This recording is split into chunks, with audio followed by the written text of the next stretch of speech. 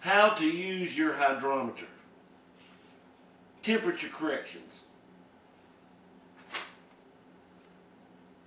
antioxidant, energizer, stabilizer, sulfate crystals. If any of y'all have a wine book like this, it's got these terms in here that nobody can even understand, throw this thing away. Get rid of it.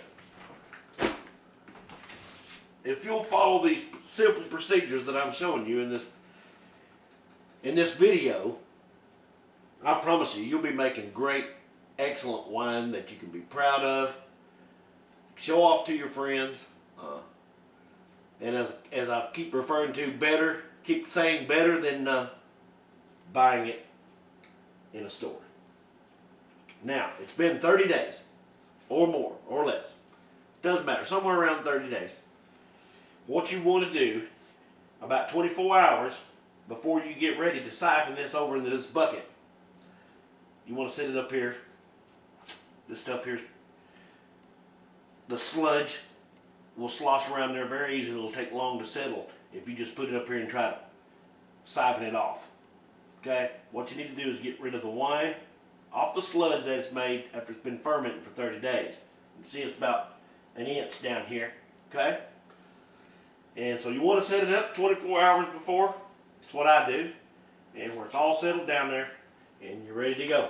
Now, one of the tools that you're going to need is what the book calls a racking cane.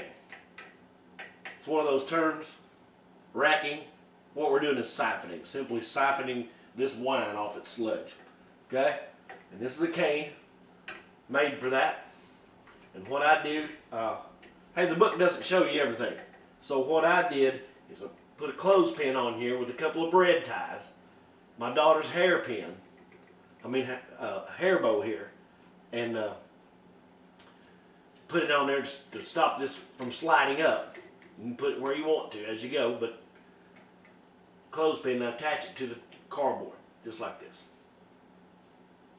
Or in this case, the plastic water jug. Works just fine. Also, you can see, I keep my notes. There's where I put it in the carboy. Okay? And this is my second rack today. It's October the 6th. And I'll keep track of it that way. Now, get your bottle and bucket clean. Sanitation at this point in the winemaking game is really, this stuff is tough. Rinse it out with hot water. That's just fine. If you want to do the sanitizer and all that again, that's no problem. It's just more time. But I've been doing this a while now, and hot tap water at this stage, 30 days into the winemaking, this stuff is tough. It'll be just fine. I just rinse it out. Rinse it clean. And we're going to put it in there in our bottle and bucket. And we're going to taste it for sugar. And then we're going to put it back into the clean cardboard is what we're doing. And you have to fill your siphon hose up with water. That's the easiest way to do it. Fill it up with water. Attach one end to the cane. Okay? Put your thumb over it. Get you an empty container. And it'll start.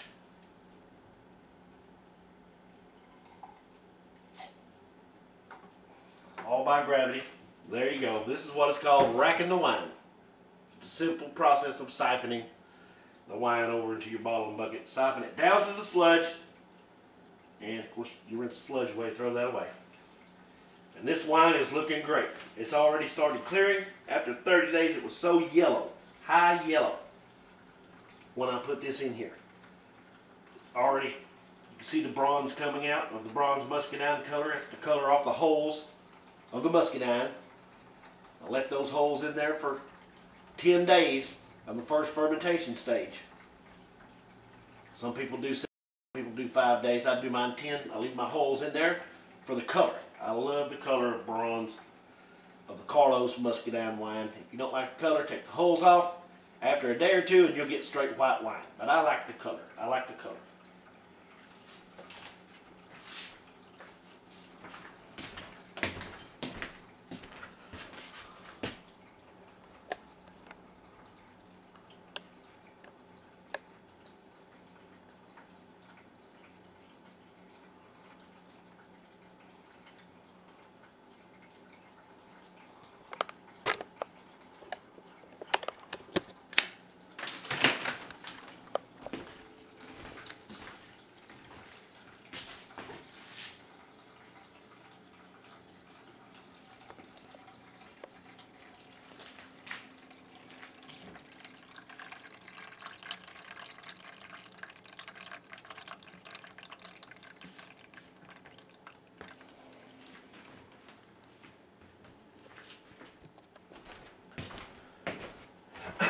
Now, when you're siphoning or racking this wine off from this 5-gallon water jug to your bottling bucket, what you want to do is you want to tilt it up. You'll have to tilt your bottle up to get all the good wine that you can before it starts reaching the sludge. And you'll see it in the racking cane. You'll see it start sucking up the sludge. And when it does that, just pull your cane off, tilt your bottle back down like this, and you'll be just fine. Now we've got our wine in our bottling bucket, and this is the point where you want to taste your wine for sweetness, just however you like it. Some people like it sweeter, some people like it not as sweet, a little drier.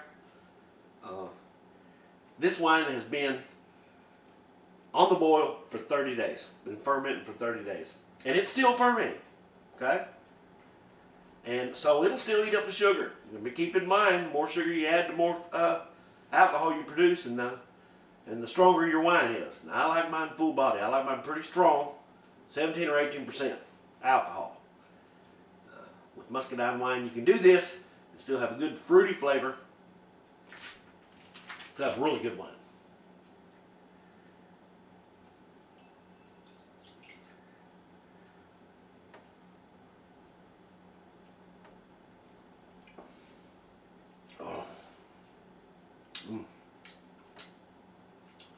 That's pretty good.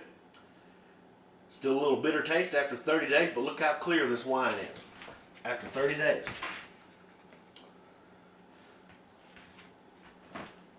Working off great. Good alcohol, warmed you up right away. Got a little bitter taste in here, so at this point is when I'll add the sugar. Yes. Guess that, but I usually end up putting about 2 pounds in. Just look at it after a while. You do this enough to get a feel for it. Just take your spoon, stir it up. It will not totally dissolve, the sugar won't. That's fine. The yeast is still working off in there. We'll eat this sugar up.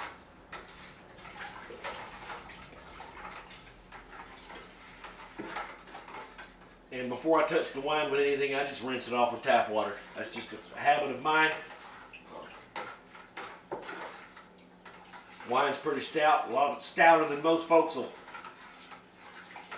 admit, but it'll be just fine. Then we'll taste it again.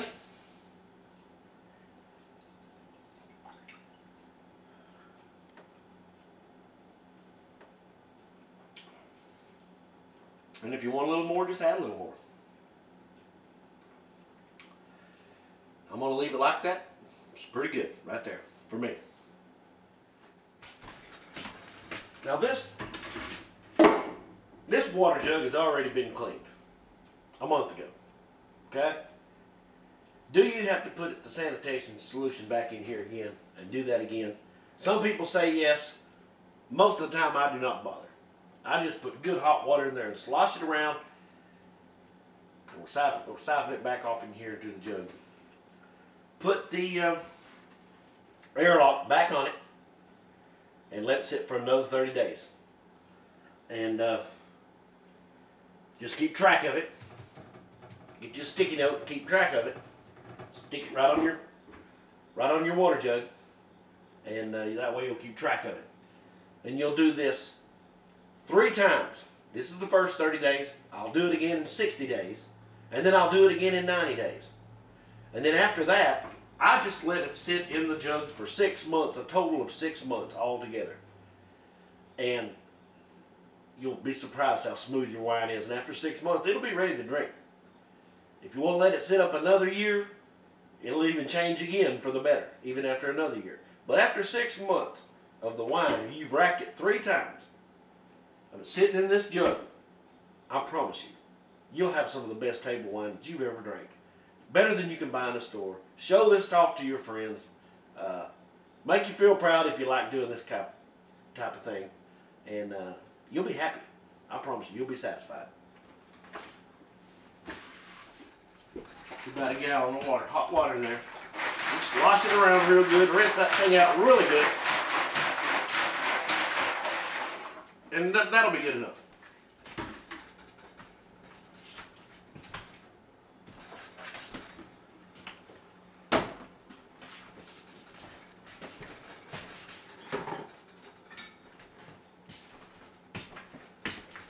Hook your siphon hose to the spigot.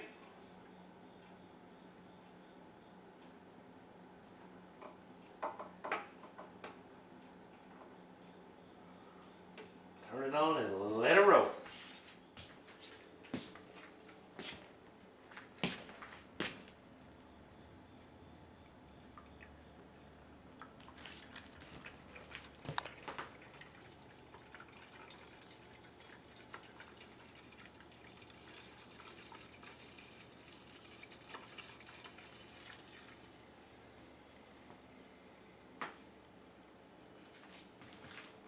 Okay. We're back in the clean carboy, or in this case, a water bottle, 5-gallon water jug that you can buy in any grocery store, bottled water store. I mean, where they sell bottled water. A whole lot cheaper than a carboy, folks, I'm telling you. Okay? Put your rubber stopper back in.